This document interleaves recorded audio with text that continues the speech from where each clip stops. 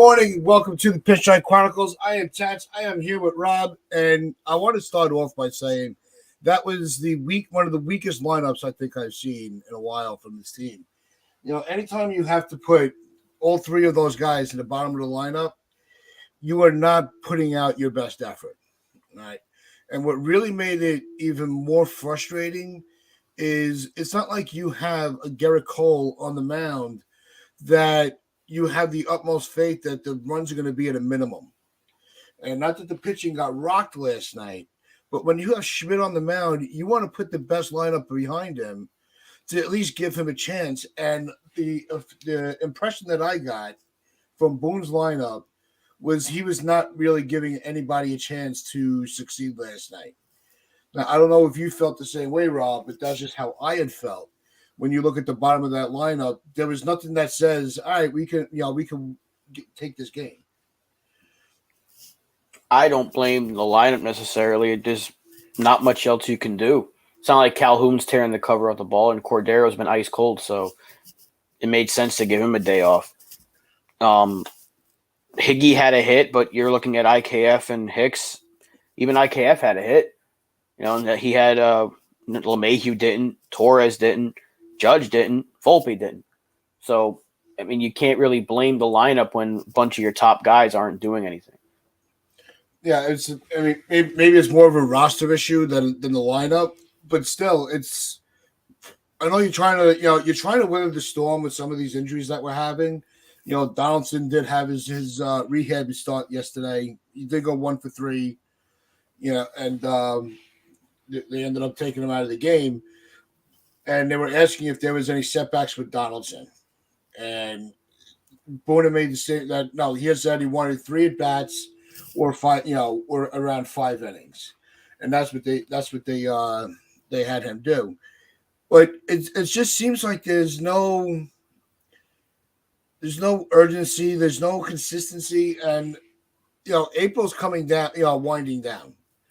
And when you're looking at the way that this team is constructed, it's not jumping out that this is it doesn't come off as a threat.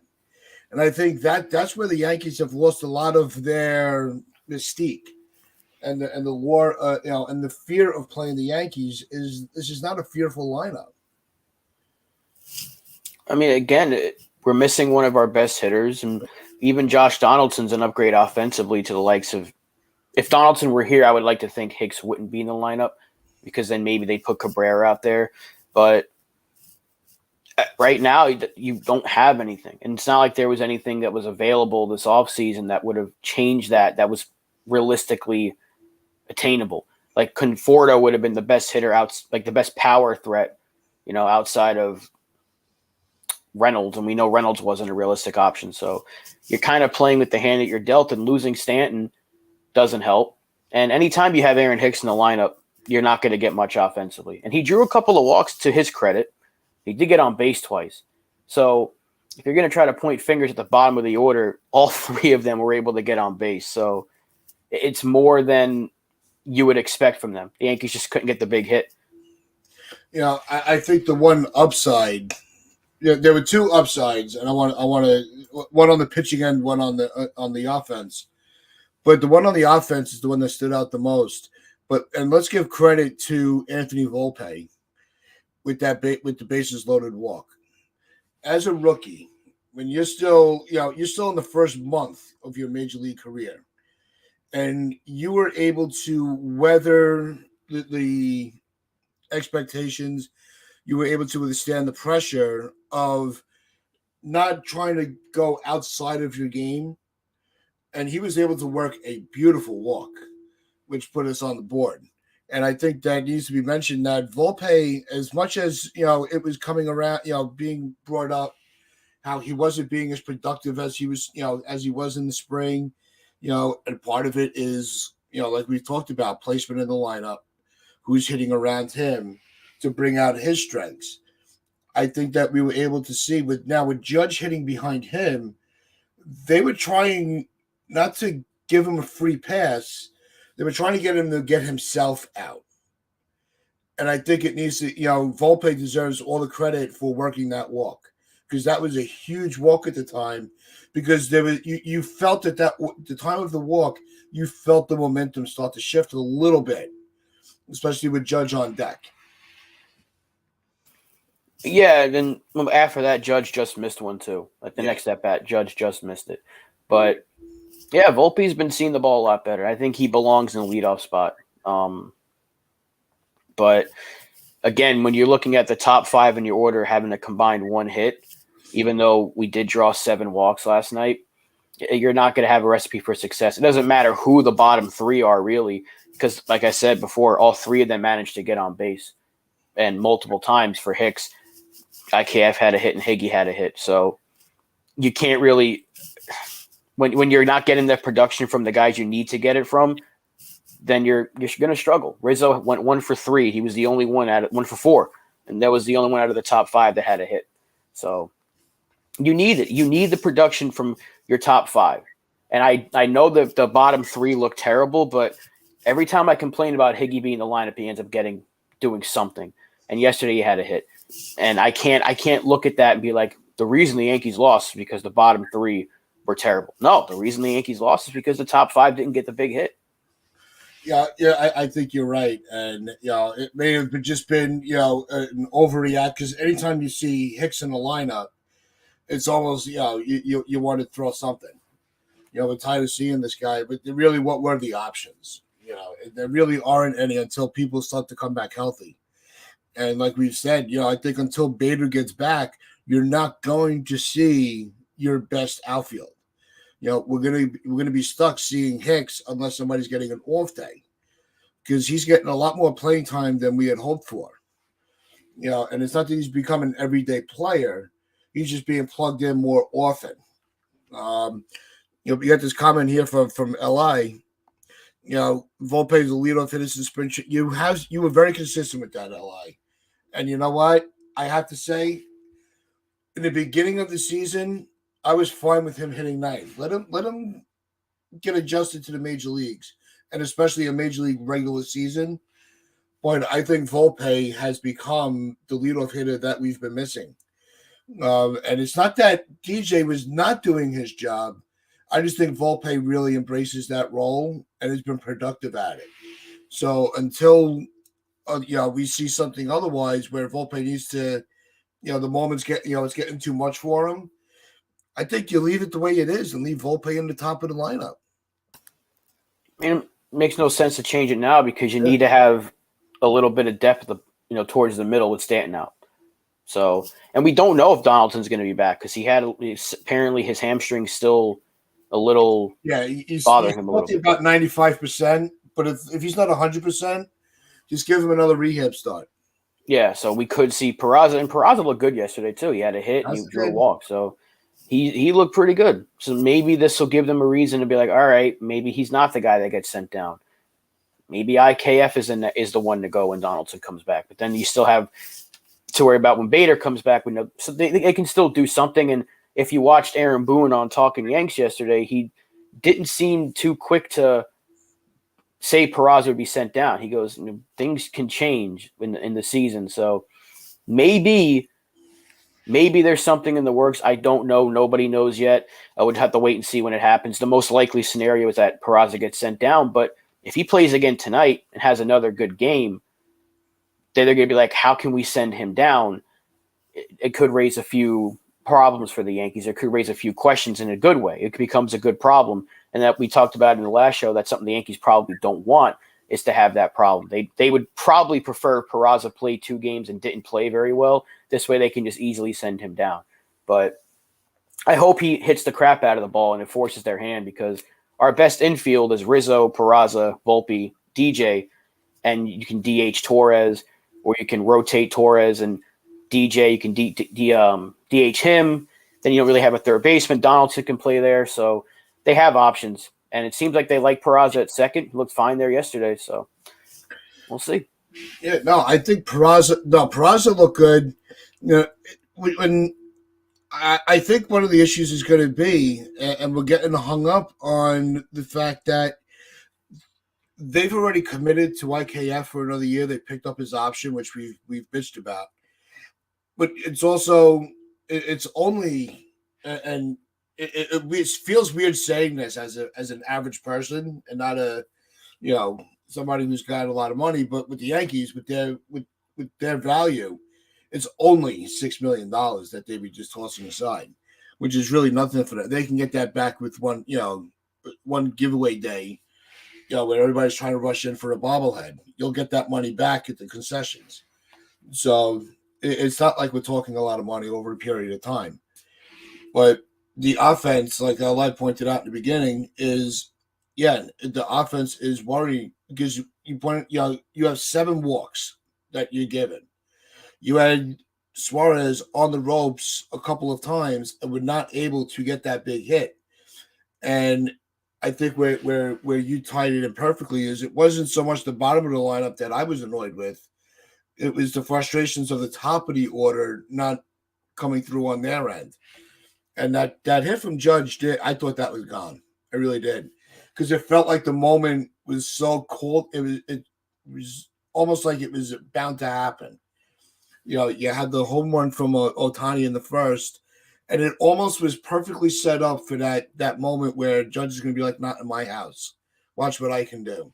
And unfortunately, it ended up just being a sac fly. But did you get that same feeling where you thought that, all right, Judge is just going to be like, all right, hold my beer? I know I hate the term "hold my beer," but Sorry about that. All right, so I'll recycle that one. We won't use that. But you can use it. You say it. I never say "hold my beer," but because I don't drink. But I thought he was going to get the big, even if it was just like a double. I thought he had one. But you look at the first 2 innings, we had opportunities. Bases loaded in the first. Peraza couldn't get the job done. And the second, IKF gets you a hit, but gets picked off. And then Hicks was able to get that walk, and then Volpe walked, and you're like, if IKF doesn't get picked off, here comes Judge with 1 out, and he ended up getting out anyway, but he hit a bullet to third, and Rendon caught it. So it was like, it's not their night, because when you see things like that happening where Judge is just missing a grand slam and he's getting a bullet caught right at third base, you're like, yeah, he's not getting the hit tonight, because sometimes baseball just tells you things. Like this is the sport that just tells you things that it's not going to go your way that night. So I'm not overly concerned about the offense because they're going to get that big hit. They did it last year, and they're going to do it again this year. But we do need to get healthier. We do need to get Bader back, and dare I say Josh Donaldson as well, because again, knowing that he can run into one is better than the let's just hope IKF gets a dribbler, or let's hope that Hicks can draw a walk, because I'd much rather have the home run potential than maybe he can draw you a walk here in a big spot. So we need those bats back, and until we get them, we're going to see a lot more of this. And hopefully Cordero can get another hot streak again. Maybe Calhoun can catch a little fire before he gets sent back. So this is what we have to deal with. So it doesn't I'm not going to be like, this is what we're going to be in for the rest of the season, because it's not. We're going to get guys back. It's just we have to weather the storm, and so far we kind of have. We have 10 wins. We're not even 20 games in yet. We bitched about it after the first game against Minnesota or against the game we lost against Cleveland or whatever. Let's just see how the series finishes out, because we've seen the last series, it looked bleak, and then we were able to turn it around. So it's got to be patient. It's still way too early. Yeah, what's going on, FJ? Good morning. And points out the offense has been the problem since 2010, and it's been that big hit.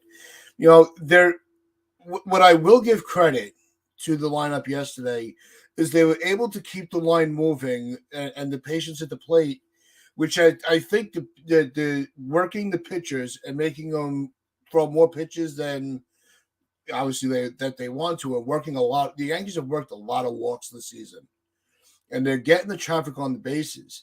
And it always cycles back to that issue that we've had, like FJ says, since 2010, where we're not getting the big hit to bring these runners in, the base runners in. That's the problem. And I think a big part of it that we saw yesterday was not having Stanton in the lineup. I think the injury from Stanton is just another, hindrance to the productivity of the hitting, because you don't have him behind Rizzo and Judge to kind of protect them, because you see they're not being as careful with Rizzo because they don't have Stanton behind him. So I think that's where we're going to see a little bit of a melee's where it's just some nights it's just not going to go our way, and it's just going to take a lot of patience from the fans and the players to just kind of survive. Just stay above 500 until you get these guys back, because you know that the Rays are going to cool off. The only reason that they're in the position that they are in the division is because of the hot start, because of their weak schedule. And I understand. Look, you still have to beat the teams that are below you, as far as how they're built. And the A's are not built like a major league team; they're built like a double A team. So you should be beaten up on those teams. The Yankees just need to go, okay, if the Rays can do it, we can do it, and execute. And I think that we need to just it's going to be a rough road, but this is going to turn, this is not what we're going to be in for the whole season. I think once we start to get a couple of these guys back, you're going to start to see that turn where the lineup is a lot stronger throughout and not just top heavy. Well, yeah, I mean, the one thing I would change is I think Cabrera should play every day. That's the one thing I'll say. I think he should be in the lineup as much as possible. I don't like that they've given him multiple days off over the past week or so. He should be playing every day. There's no need for Aaron Hicks. There isn't, even though he wasn't the problem yesterday. But there's just no need to see him because you know what he is. He's just a walk, and that's it. He provides you nothing else. He's not going to get you – he hasn't had the power the last couple of years. He hasn't had the ability to get you that big hit. I mean, he did it a couple of times, but he has 1 RBI this year. There's no need to play him, even with Stanton's injury. There's no need for it. You know what he is. You know what IKF is. Cabrera has already shown you he can hit the ball a long way. He can get you the big hit. He did it the other day. So he needs to play. That's the one thing. Every time I see these lineups and I see people going up in arms, I'm like, every single time I complain about a lineup, it's because Cabrera is not in there. He needs to play. Yeah. He needs to be there every day. And that would make things a little bit better if he was batting 7th and IKF 8, Higgy 9, and be like a little bit deeper. Just that one change could have made the world of difference for the lineup potentially. But again, you look at yesterday, even after Judge hit the sac fly, Rizzo struck out. And that was a problem we had.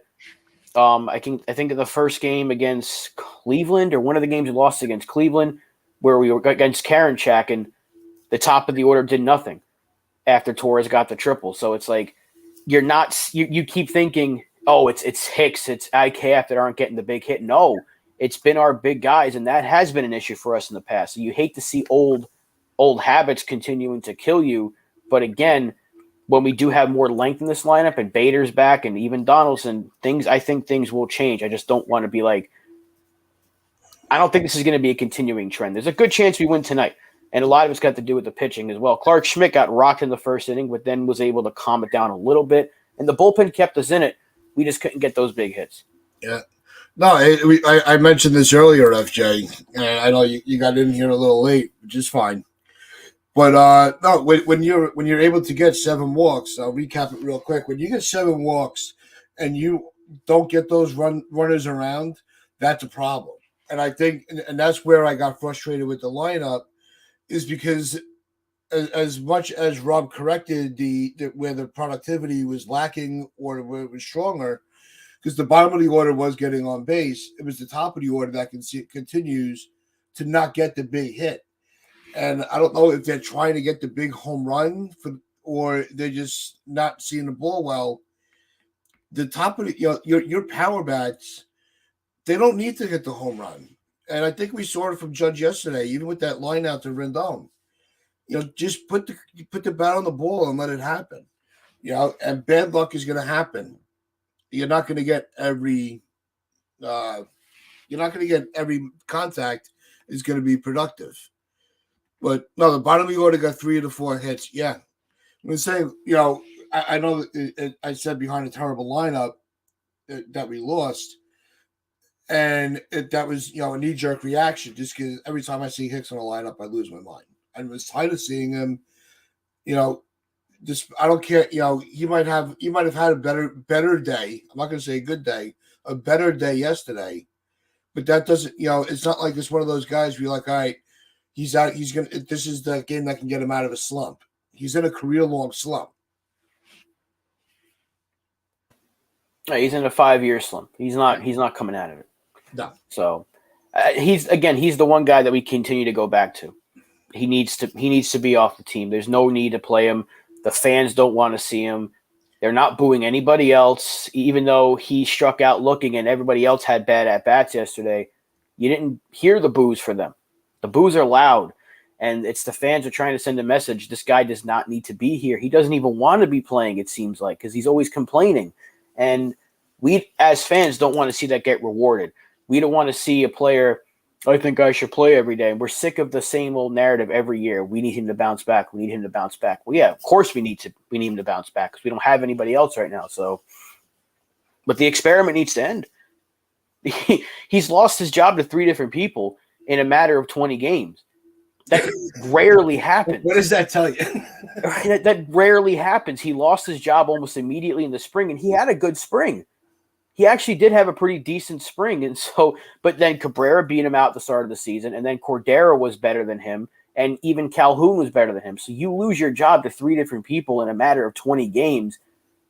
And the first time we get an outfielder hurt, he's in the lineup immediately. That makes no sense. Yeah. Cabrera should be in there tonight, and Hicks should not be seen in the lineup. That's the one. You can go with the exact same lineup as yesterday for all I care. Maybe not IKF.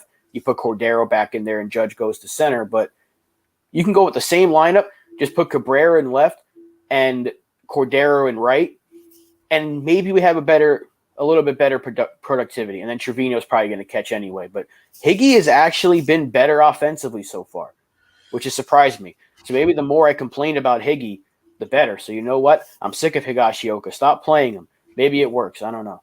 Because he's been every time I say that, he gets a hit or does something. What's funny is because I'm listening to the game through the fan at work, and when he gets the single, Susan Waldman was she kind of chuckled, and she's like, "See, he could get hits that are not a home run because it just seems like every time he gets a hit, it's a home run." And so they were trying to ease the stress of a rough game. But let's get into the pitching end of it. And with Schmidt and his command, his control, he just doesn't come off as a major league pitcher to me. I just don't see where he's a guy that is going to get you 2 turns through the lineup. He's going to struggle. But after giving up the home run to Ohtani, he did kind of keep them off the board for a while. So is that something that you can see, where the organization is going to give him they're going to extend the rope for him a little bit? Or have we just seen enough where he's just a long relief guy once one of the, and it also comes back to the health of the rotation. Yeah, the only reason he's still starting right now is because everyone's hurt. I mean, when we went into the season, our starting pitching depth was pretty good because Montas was our number 5. And like the next 3 were Schmidt, Herman, Brito. And you're like, okay, that even with the Montas trade, the depth is still there because you had guys like Will Warren coming up and Randy Vasquez. You even had Davy Garcia. But I always felt that because of his success last year, that Schmidt was probably better for the bullpen. He can't get lefties out. That's been his issue. Lefties are killing him right now. So normally and now we have even more of a setback with Rodon. So who knows when we'll see him. We need Severino back. And I think when he gets back, Schmidt's going to be the one that gets the boot because he's not pitching well. And tonight's a very important start for Brito because if he bounces back from that last start, he has 3 out of 4 good starts. And Schmidt's been bad pretty much all 4 of his starts. So, I don't know what it is about Schmidt. I think he might be trying to do too much, knowing that this is his real shot and it's just getting to his head. Because you look at the way Cortez and Cole have pitched and they look fine. Even Brito, aside from 1 start, he's been able to get the job done. Domingo Germán, looked fantastic his last start. So it's not like it's everybody that's struggling. Clark Schmidt has just been having those rough innings every single start. So that usually tells you it's probably better for a bullpen role. Now, I don't want to give up on him just yet, but we're going into a month almost of the season. If he has a month worth of bad starts, I don't know how you can keep putting him out there because it's going to hurt you. Because we're not winning any of the games he starts. I think we haven't. I think most. What was it? We have 7 losses, and 4 of them are when Clark Schmidt starts a game. So he's putting us in hard positions. They're down 2-0 before you take an at bat because Ohtani takes you deep, and that's almost a guarantee. But he can't get lefties out, man. I don't know what it is. Maybe he's just a 2-inning guy out of the bullpen, which is fine. Because at full strength, this rotation probably doesn't need a Clark Schmidt. But right, I would like to see him become a solid number 4, number 5 starter. I think he has the potential to do that, but he needs to fix a lot of things. No, I think it's fair to say that if it wasn't for the injuries to Rodon and Severino, Schmidt might not have made the cut for the rotation. You know, I think that's what it came down to. They had no choice. So, you know, when your team is not winning any of your starts, there's a strong chance that you're the problem. And his issues with lefties, I don't get it. You know, for a starter, if you're being if you're supposed to be a starting pitcher, it should not matter if they're batting lefty, righty, or sideways. You know, you should have the stuff that gets that puts them away. And like I said, I don't think he was terrible yesterday. I think it was one of his better starts, but I have not seen enough where I'm like, all right, maybe he's starting to, come out of his head a little bit and not overthink everything. I just don't see it. And this is a huge start for Brito tonight. We need to see the Brito we saw in his first 2 starts. And I think he's going to do. I think he has the mental strength to shake that off from last week. We're going to find out tonight. It'd be very difficult for him to be worse than that last start. Oh, yeah. Because he was pitiful. But he had one out in the first, and they had to pull him. It was awful. It was one of the worst things I've ever seen. But Clark Schmidt did not look very good yesterday either. He had 5 strikeouts, but 6 hits, not even 4 innings, 4 earned runs. We know 2 of them came from Ohtani.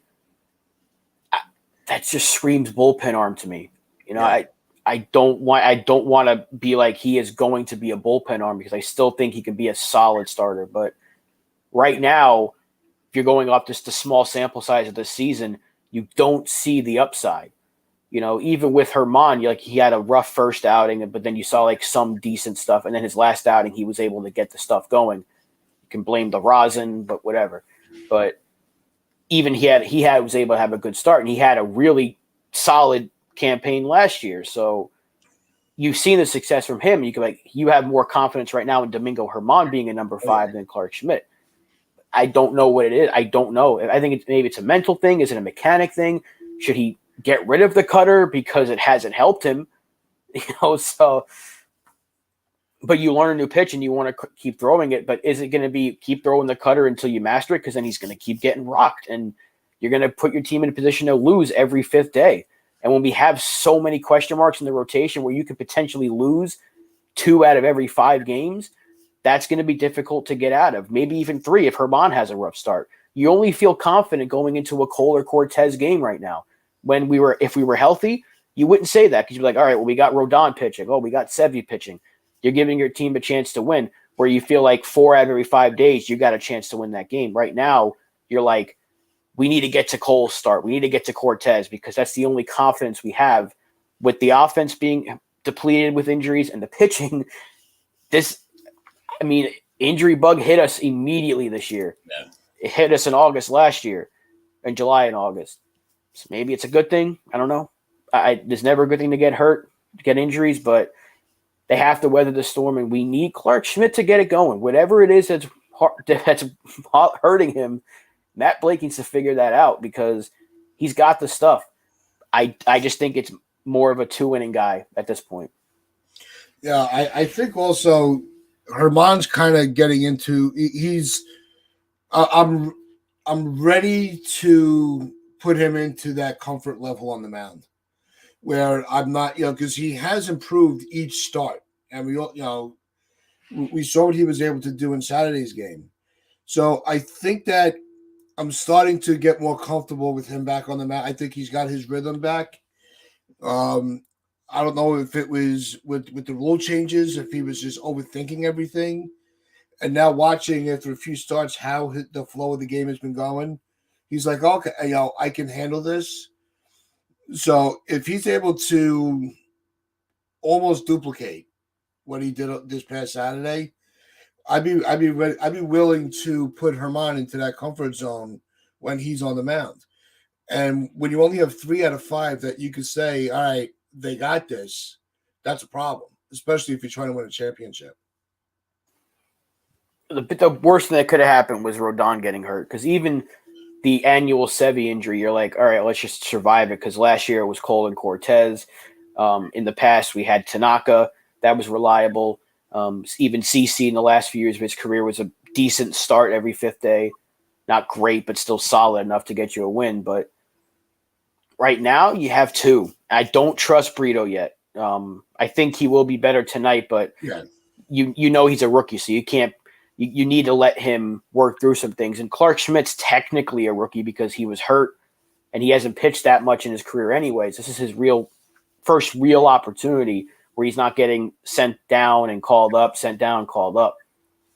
So far, he hasn't done very well. He's been the worst starter on the team so far.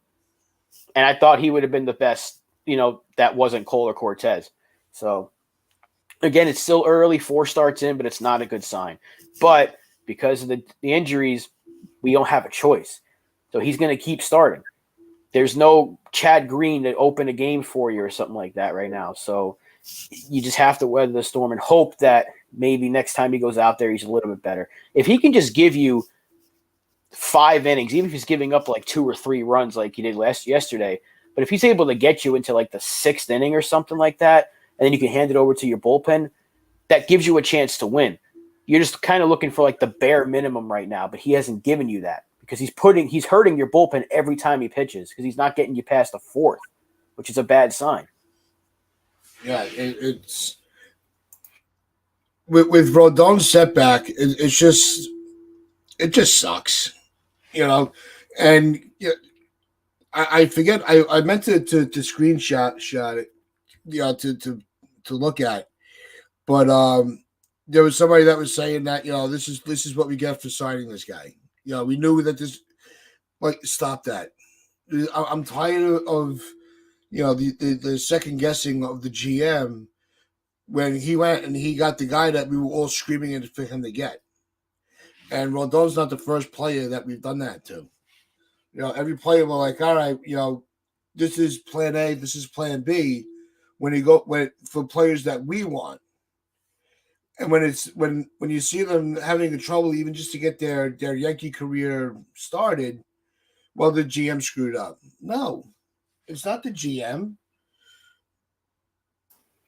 No, this is another thing that bothered me in the offseason because in the offseason, when we got Rodon, everyone was like, that's not a Cashman move. This had to have been Hal because Cashman's not good enough to get the pick. He doesn't want to pay pitchers anymore. He paid Garrett Cole, but didn't pay for Corbin or didn't pay for this guy, didn't pay for that guy. That wasn't a Cashman move. Well, but as soon as pay for Corbin. Yeah, obviously. I'm saying, like, every time that he's passed up on pitching, and then when we signed a pitcher, everyone was saying that I think this was Hal. I think this was Hal. It wasn't Cashman. But the second the player gets hurt, it's Brian Cashman's fault. Yeah. That's what I don't like. I don't like Brian Cashman. I can't stress that enough. I, like many of us in this realm of sports podcasting, whatever, would have wanted to move on from him. We were more than fine with saying 30 years is enough. You've done your job. You've got your championships. Retire, maybe move on into like a higher role in the company, which someone else takes the GM role. But I can't complain about him signing a player that I wanted and then once he gets hurt, being like, this is why this guy sucks. That's why I still don't think he's terrible for the Montas trade because I wanted him. He got me everything I asked for at the deadline. I wanted a starter. I wanted an outfielder. I wanted relief pitching. He did all that. It's unfortunately turned out to be terrible, but that happens sometimes.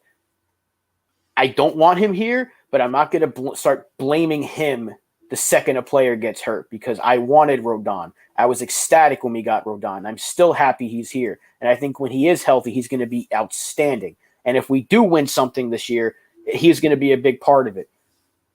But I just hate the fact that everyone said he had nothing to do with the signing, but once the player gets hurt, it's all his fault. You can blame him for Donaldson and IKF and Aaron Hicks all you want because those were his players.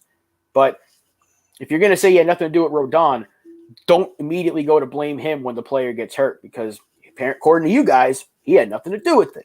That was all Hal Steinbrenner. So blame Hal. So, but can't we also say at the same time with the with all the bitching about the Montage trade, can we say the same thing about the Montgomery Bader trade? Because what is aside from a couple of postseason games, what has Bader contributed? So now look at your rotation now and what it could have been if we had Montgomery in that mix.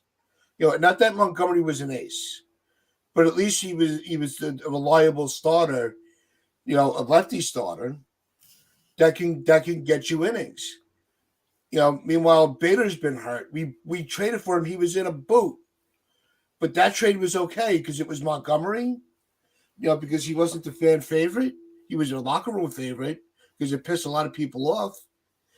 So it's we can't just that's what pisses me off, where everything is looked at through one angle. Because we traded for a pitcher that's hurt. He's a terrible GM, but he traded away a healthy pitcher for an injured outfielder, but that was okay.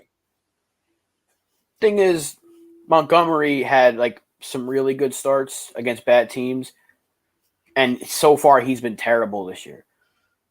Terrible. So I don't really miss him, but I get what you're saying because Bader has barely. I'm not saying he's the savior of the rotation. Right. I know what you're saying. No, I know what you're saying. I don't like when people criticize the GM because a player gets hurt post-trade. I understand the frustration of Montas because we got him hurt. I didn't think that was the case. Donald claims to have known it from the start, but he ended up being right. So I give him, he knew it, right? He said, I think he's hurt. And I'm like, I didn't want to think that we would knowingly acquire an injured player. I was wrong. I can admit that. Brian Cashman admitted that. One of the first times he's ever been accountable. But Efros, they blamed him for Efros, but he was great. But he got hurt 2 months after the trade. How is that Cashman's fault? Benintendi got hurt 2 months after the trade, right after he started to finally get hot. How is that Cashman's fault?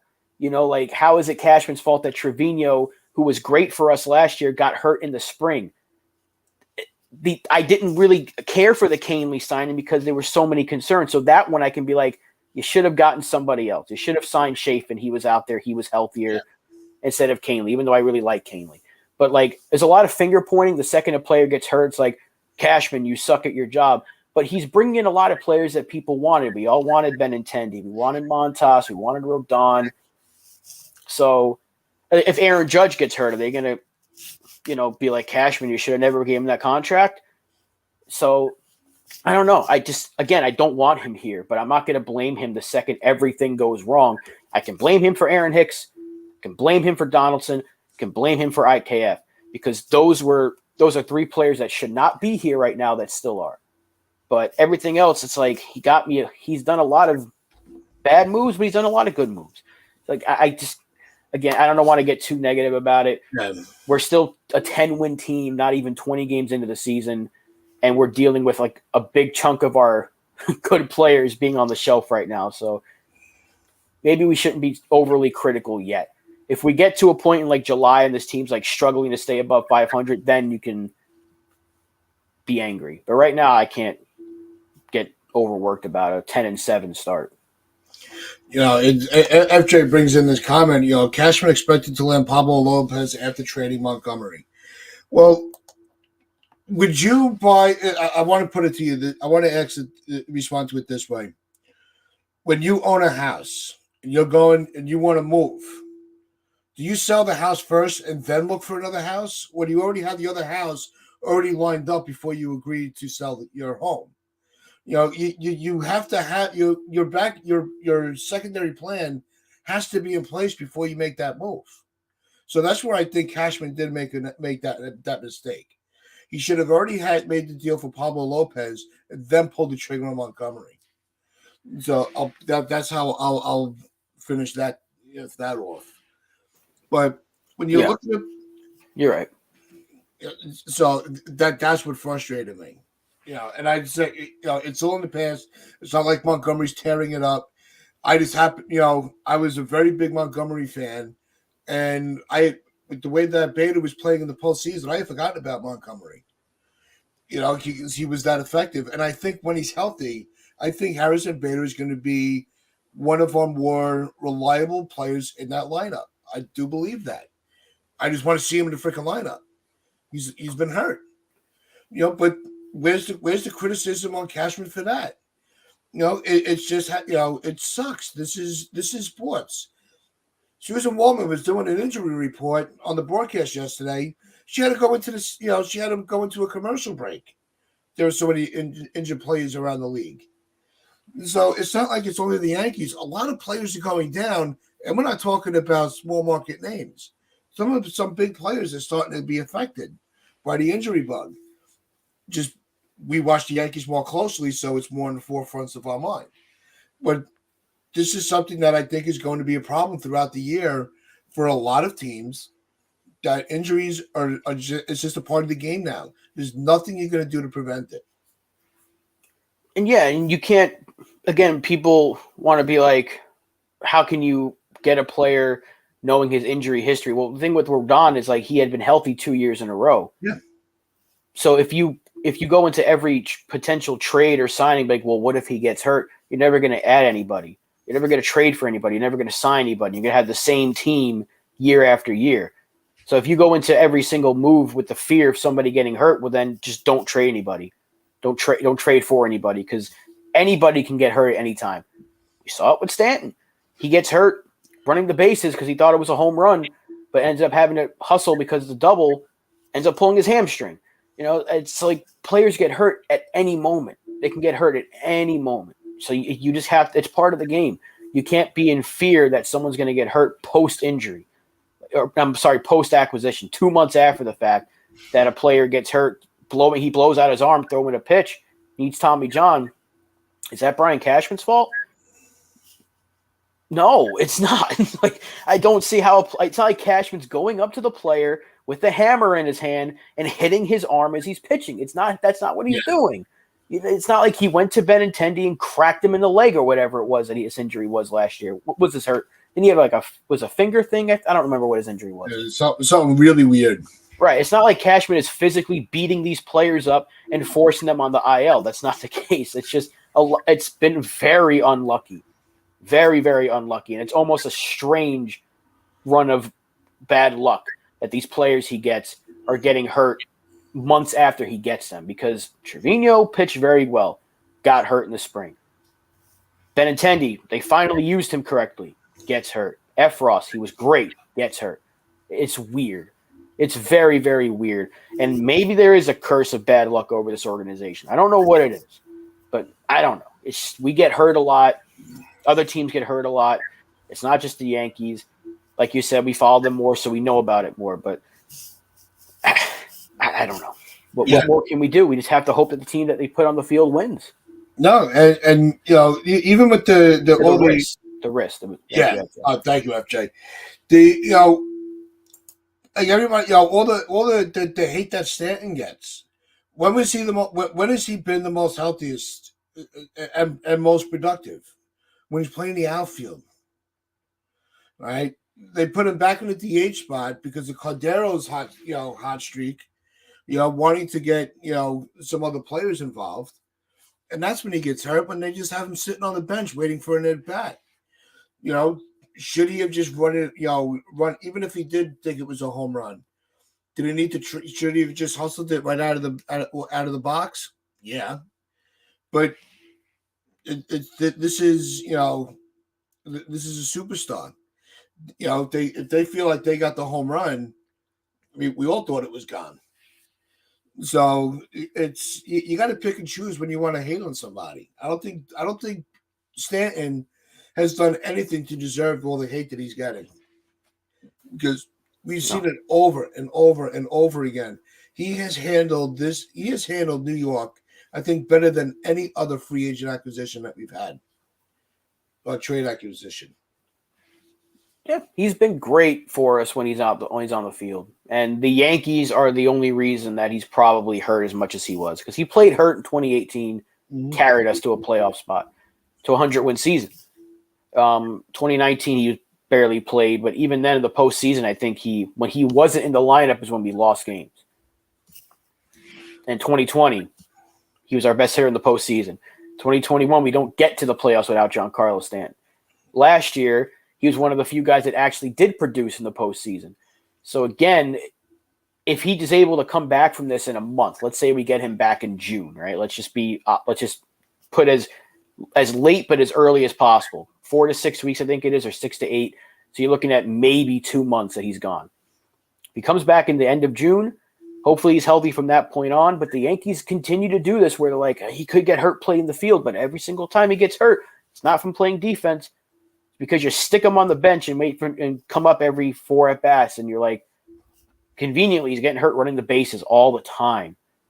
Put him in the outfield. He keeps telling you how much better he feels in the outfield, and they continue to be like, we'll do it once every few days. Yeah, it's not going to cut it, And let me tell you, and the other thing is, ask any other fan base around. They would have traded. They would have made that trade. We've said this before. Any team would have made that trade in a heartbeat if it was presented to them. He said that he would only go to 2 teams. He was turning down phenomenal trades. The Marlins were getting an outstanding haul from St. Louis, and he's like, I ain't going to St. Louis. He goes, I'm either going to the Dodgers or I'm going to the Yankees. No, there were 2 other teams. It was the Cubs and Astros. Oh, they were. I thought he wanted one or the other. He wanted conveniently the teams that were, I believe the Cubs were in the NLCS in 2017. Okay. So it was Cubs Dodgers that year in the NLCS. It was Yankees Astros, and he picked those 4 teams as the teams he would accept a trade to. Because I guess in his mind, those are the 4 teams that were close enough to winning. He turned down a trade to San Francisco and a trade to St. Louis. Okay. Which is why everyone that wants to trade him now, it's like you forget he's got a no trade clause. Yep. So and he already said there's no way he's leaving New York. He loves playing for this organization. He loves playing for the fans. He's got hamstring problems. We know that. How do you combat that? Keep him as loose as possible. Play him in the outfield. And the Marlins are still paying a lot of his salary. Don't forget that. It's not like it's all on the Yankees' dime. So back off on Stan. It just sucks that he gets hurt whenever he gets hot. Like last year, he was an All-Star MVP and ended up getting hurt. He was having a great year. He hit 30 home runs and had a struggling second half. Like that's not normal. Like he's a damn good player. So he's a guy that can get you 40 home runs by accident in a season. That's just how good he is. It's just they need to play him, even if it's half the games that he plays are in the outfield. Let's say he plays 140. Play him in the outfield as much as you possibly can until he absolutely needs to DH. Or just give him a day off completely so you don't run the risk of him hurting himself running the bases. I'd be fine with that. But then again, you don't want to lose his bat. So every time he gets hurt, again, I can't stop repeating myself. He's not doing it playing defense. So they're so afraid to play him defensively, thinking he's going to get hurt. But every year he gets hurt in a different way. That's not defensively. It's just annoying that they keep going to the same problem every year with him. Like Spencer says, when Giancarlo comes back, he's going to get us 30 home runs, and that's what counts. That's the amazing part of that's what I really do like about him is he could spend a month of baseball on the IL and still have some of our better offensive numbers on the roster. All right, so don't go shitting on him too quick. And what's going on, Michael? He's too fit for baseball, possibly, but he's not the only one that's chiseled like a freaking statue. So he might be right though, because Do you remember David Ortiz ever getting hurt like that? No, Like not really. Giambi. Yeah. Giambi wasn't built like a baseball player. Like he wasn't like built like a freaking Greek god. Um, who else? Schwarber gets hurt from time to time, but he also has really productive years. Pudge Rodriguez. You think about a lot of these players that weren't like necessarily the greatest built for the game. David Wells. Look at David Wells. Yeah. He had a beer belly. He was drunk or whatever. He hung over for his perfect game. So maybe he is too fit. Michael, I haven't seen him in the chat in forever. But maybe he comes in bringing a hell of a point. Maybe he is too fit for the game, which is weird. Yeah, it really is. But there's a comment here from FJ. Do you think the Yanks still have Torres and Peraza after the trade deadline? No, I think one of those two are going to be gone. Yeah. They need to clear up that middle infield for one of those guys. They're either going to move on from Torres and give Peraza the shot, or Torres is just playing so good that Peraza is traded for need somewhere else. Maybe. I mean, if Peraza stays up and he starts hitting really well, then Torres becomes a little bit expendable, but I still don't want to move him because he's like, right now he's your third best player. So I think Peraza will be traded because they still don't seem to be committed to him. Yeah. The sad part is it's going to take another injury on the infield for Peraza to get more playing time, and I don't think the Yankees could afford to lose Torres in the lineup. And so you don't want him. It's almost like you don't want the situation where they have to use Peraza more because that means that somebody that we need went down. And so it's one of those. Be careful what you wish for with him. I don't know. I know Elliot brings up he doesn't believe in that you're too fit, but I don't know. Like, have you seen a player that's as like physically fit as him? He's got like no body fat at all. He's ridiculous. Like, I don't know. Maybe he's like just he's not soft. Again, he's not soft because he's built like a freaking tank, and I'm sure he can outlift and outdo a lot of things that people can't do. But it's just weird that he's always pulling something, So maybe he is just a little bit too. I'm not saying he needs to add on body fat or something, but maybe a little bit. Maybe more yoga than lifting. Yeah, maybe do an Aaron Judge. That happened in 2021. They were both doing yoga and they both stayed healthy. Like, this is working wonders. Maybe Stanton got away from the yoga. I don't know.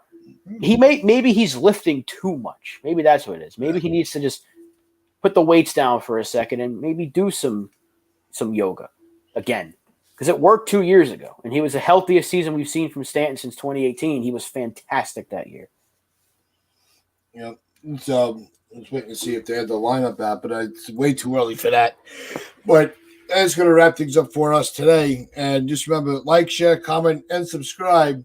And FJ, Spencer, Michael, L.I., Mazda was in here for a little while earlier.